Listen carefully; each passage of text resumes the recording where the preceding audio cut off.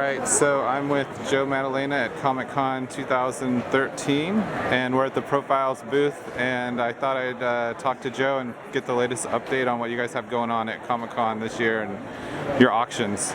So this year we have 5 auctions coming up in the next, next weekend. The 27th we have the estate of Milton Green, which is 75,000 original camera negatives and transparencies that are being sold with full copyrights that are some of the most, recognizable images of Marilyn Monroe and a host of other personalities. That's one auction. And you're selling the negatives of some of the Marilyn Monroe. Yeah, there are 3,700 unpublished Marilyn Monroe negatives and transparencies as part of that collection. I would say at least 95% of the entire archive are unpublished. Okay, and what can people? Is there any copyright involved with people buying? Included. It so is you're okay. Buying them with copyright. Now, what that means is a very hard thing to explain.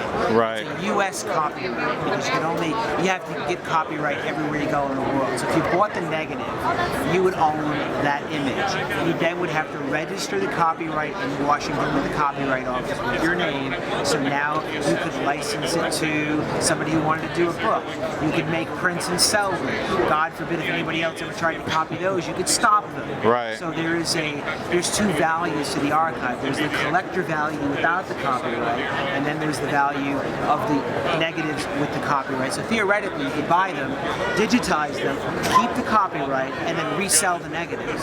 So it's a little bit different. I've never done anything quite like this before because I don't know how much of a premium the copyright is worth. Is it worth 1 time or 10 times? I don't know. Okay, interesting. And then what? I know you've got.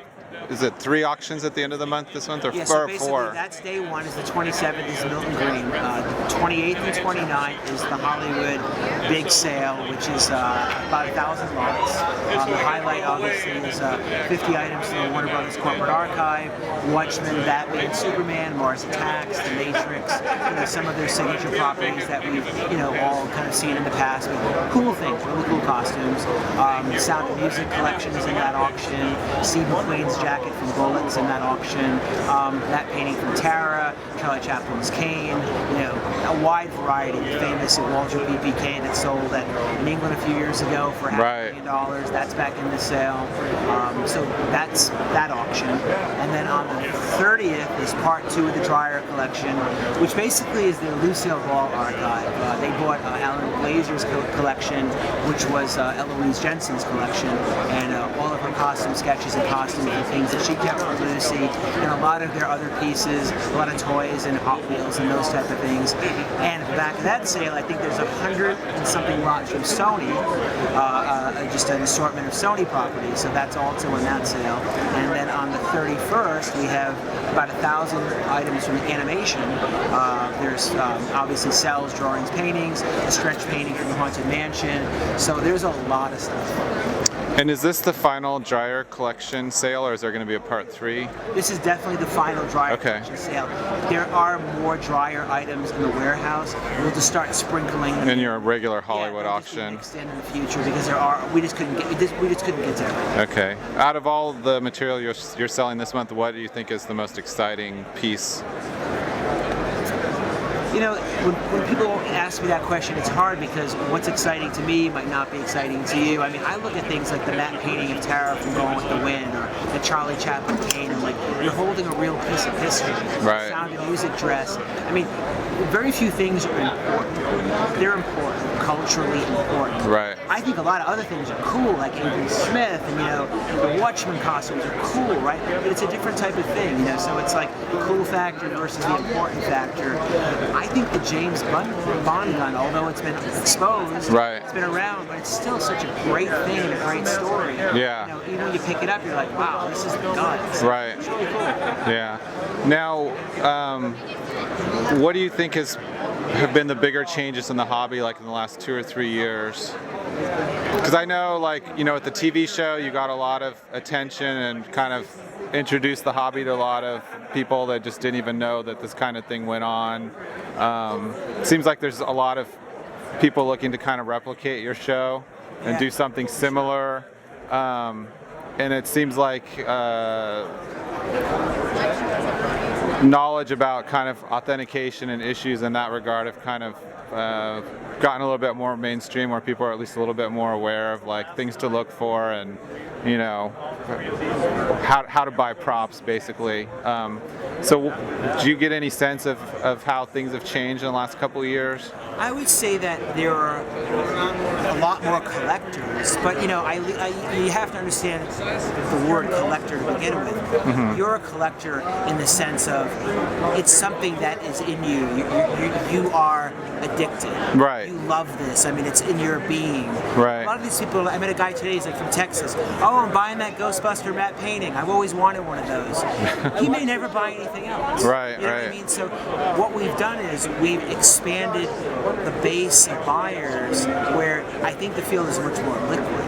Yeah. That more things sell in more categories. It's not just 10 or 15 categories that are popular. It's much broader. Like one of the things in this auction I tried to do was in the 28th and 29th was really diversify the catalog. Right. In the beginning, you get a lot of Marilyn Monroe, then you get like 50 lots of great one-sheet poster paintings, which you never see. But we have really good movies this time, and they're really inexpensive. So I try to really get a variety, and it's been well received because now the comic guys are coming along. Oh man, I want that one-sheet art. Right. I love that movie. So a lot more of that is happening. That people just will find the thing that they like in movies or television, and they'll buy it. So there's competition, which is good. Right. And then I heard you guys are going to be getting into doing maybe a dedicated rock and roll music sort of auction. Can you talk about that a little bit? So in my historical document business, but I also do something besides this. So we have historical document auctions. We had one in December that did $6.5 million. We had one a month ago that did $3.2 million. We had one last week that did $1.5 million. So we sell letters of Beethoven and Mozart and all those type of things. I've been doing that for 30 years. So we're having a rock and roll sale. The highlight of the sale is a guy named John Stix.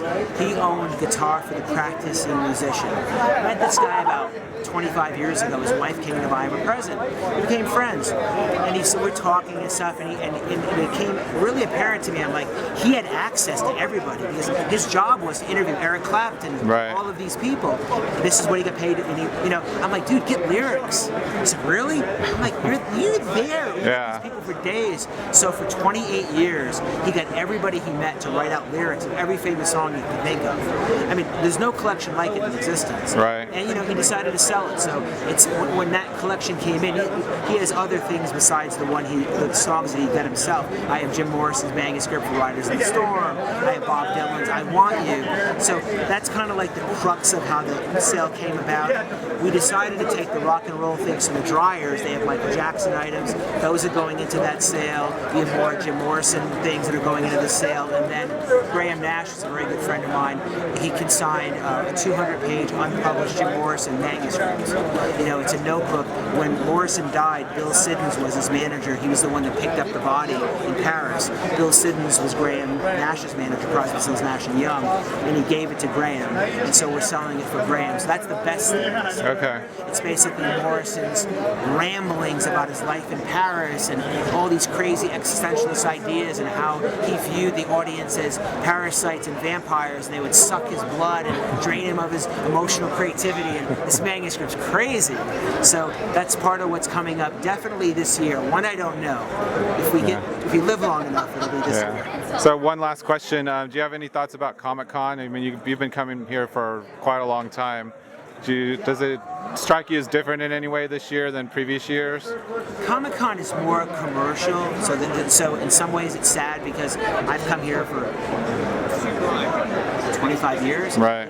So it's not a comic book show anymore. In the old days, you'd buy comic books. Right. So, but on the other hand, between the exposure of Hollywood Treasure and just the growth of the hobby in general, the amount of people that know who we are, that are now interested in collecting. I had a little girl come to the booth from Brazil who literally was 10. She was so happy to meet me and so into this. She ran back to her hotel room and put on her Dorothy dress and red slippers to come back to the booth to hug me, to thank me, so that she is introduced to this world, and she's watching me dubbed in Brazil. Wow. So it makes you feel really good. Yeah. You're growing, that you are growing the hobby, and you are attaching, that these people are like connecting to this field, and that's what I think is really important. Right. Cool. Well, thanks for taking the time to talk to me today. I appreciate it.